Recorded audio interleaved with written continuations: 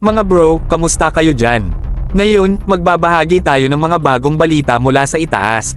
Naglabas ng mahahalagang impormasyon si Pangulo Ferdinand Marcos Jr. at narito tayo para sa tinaguriang Real Talk. Ngayon, hindi pa buong-buong inilantad ni Pangulo ang lahat tungkol sa countermeasures package.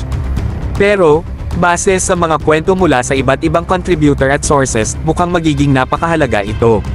Nag-uusap tayo ng isang komprehensibong tulong na maaaring maglaman ng transfer ng armas, at malamang na suporta mula sa ating mga kaalyado at partners sa pampang at sa karagatan.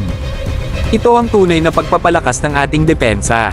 Pero heto ang kwento, hindi lang galing sa US ang ating mga kaibigan na handang tumulong. Hindi, pinag-uusapan natin ang mga malalakas na bansa pagdating sa seguridad. Ito ang mga kakampi na handang magsama-sama at harapin ang mga hamon laban sa pagiging agresibo ng China sa rehiyon. Parang pagbuo ng ultimate dream team para labanan ang mga hamon. Ano ba ang ibig sabihin nito para sa ating mga Pilipino? Ito ay isang ilaw ng pag-asa sa gitna ng mga panahong puno ng kawalan ng katiyakan.